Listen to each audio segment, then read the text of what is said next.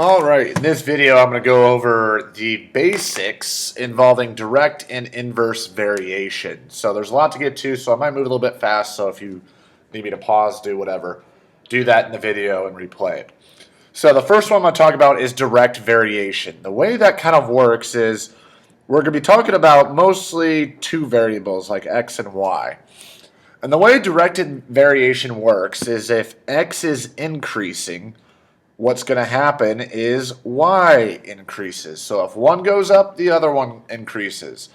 The other way it works is, what if x is coming down? If x is coming down, then y is coming down. So they both go and work directly with each other. If one goes up, the other one goes up. If one goes down, the other one goes down. The formula for this is we're going to have y equals a times x, where a in this case is our constant of variation, and that's going to be very important with a lot of the problems. A is our constant of variation. So this is the formula, and this constant is super important, and when I'll get to it later, it's going to be very important to know, well, I have this equation, let's solve it for x. So this is the direct variation equation, y equals a times x.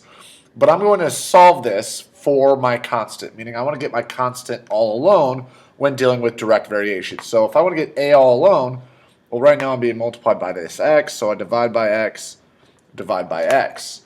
So my constant of variation when dealing with direct variation is, since my x is over here, divide out, a equals y divided by x.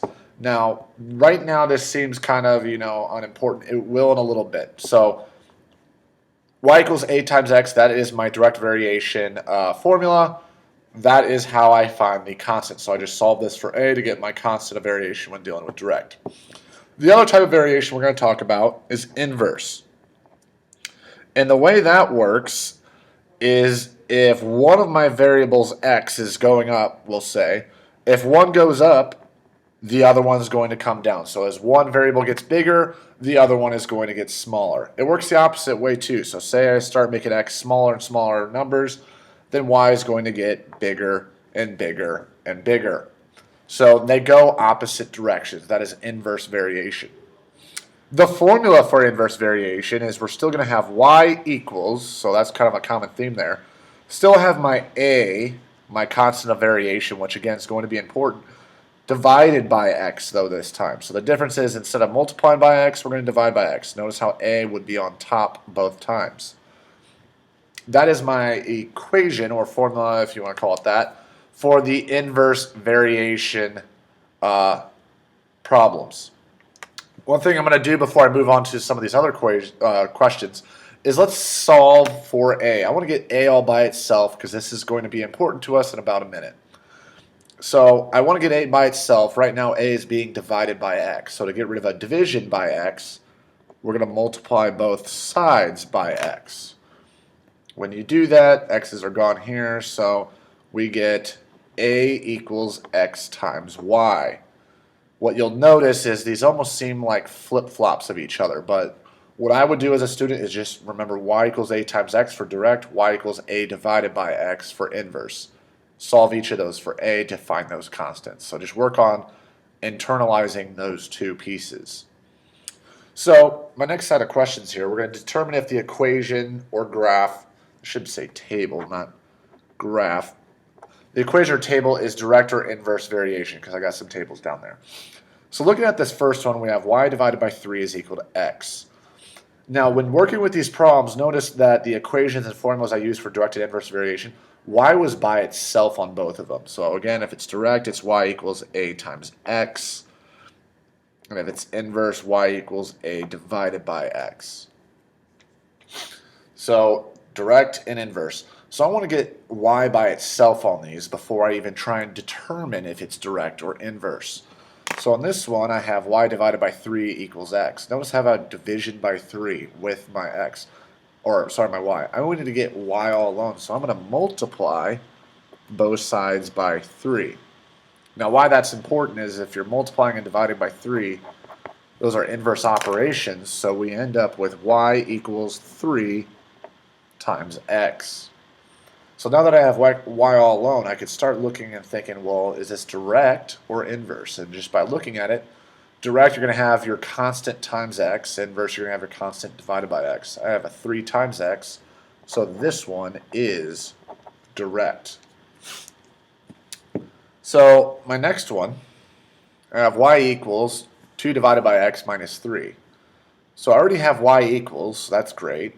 I have 2 divided by x, which looks awfully similar to my inverse, but I got this minus 3 there. Notice how there's no addition or subtraction involved with either of these. So it's not direct because we're dividing by x. Inverse, it looks very, very close to it because we are divided by an x, but the problem is that minus 3. So actually this one is neither direct or inverse variation. And it's because of that minus 3. We can't have addition or subtraction there.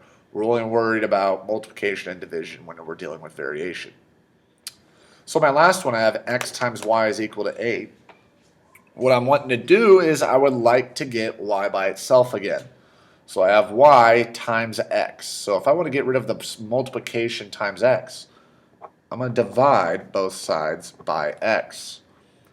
The reason this works out for us is multiplying and dividing by x are inverses, so I get y equals 8 divided by x. Now looking at this and comparing my original direct and inverse variation functions, I notice that this is in fact an inverse variation problem. So we have direct, neither, and inverse. So I had talked about those constants earlier. That's where these next problems are going to come in. So I have a table of values xy, table of values xy. To check whether it's direct or inverse, we can't exactly just try and figure out, well, which of the two formulas does it match? Does it match y equals a times x or y equals a divided by x? That's pretty tough to do. What we can do is think about a constant. Remember, a constant is something that always stays the same. No matter what, it always stays the same. So that's why I included these two pieces. So for direct variation, my constant should always be y divided by x. For inverse, my constant should always be x times y. So when I'm looking at constants, I'm going to look at, do these hold true? Because remember, a constant is something that is consistently the same, always the same. So what I'm going to do is I'm going to check the table first for a direct variation, which earlier we solved and said, well, if it's direct variation, then a should be y divided by x. So what I'm going to do is I'm going to go to each column here and figure out what y divided by x is. Now this is something you could easily do on a calculator. I'm not going to show a whole lot of it.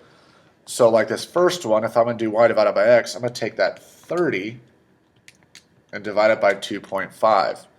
So for this first column, I got 12. Great. So now I'm going to move on to the second column. So I have a y of 48 and x of 4. So I'm going to do y divided by x again. 48 divided by 4. I got 12 again. And I continue that on. Y divided by x, 90 divided by 7.5, got 12 again. And then 108 divided by 9, I got 12 for a fourth time. Remember that constant's consistently the same. I got 12, 12, 12, 12. Now remember, this a equals y divided by x was what we solved for the constant of direct variation. Since these are all the same, 12, 12, 12, I know this table represents a direct variation. So let's move on to the second one. I have x divided by y, table of values, x and y, table of values. So the first thing I checked is I'm going to look for, well, do we have direct variation? Remember from earlier, a equals y divided by x. So I'm going to start going through the table. So I'm going to start with 35 divided by 12. And for that first set, I get, we'll call it 2.9. Then I'm going to do 84 divided by 5. My second value there, I got 16.8. That is an issue. These numbers already don't match. And remember, my constant needs to be the same all the way throughout. So my y divided by x, the numbers are not constant. So I can already stop and rule out direct variation. Before I say this is inverse variation, let's check it. So when I solve for my constant a up here, I got a equals x times y. So down here, I'm going to check a equals x times y. And my constant should be the same throughout. So I'm going to start with my x and y there. I'm going to do 35 times 12. So I got 420. Try my next one. 84 times 5. 420. 168 times 2.5. 420. Do my x times y again. 1.5 times 280. 420 again. Notice how these are all the same, and my a equals x times y, my constant is the same throughout. A equals x times y related to my inverse variation formula there. So I know this table is inverse variation.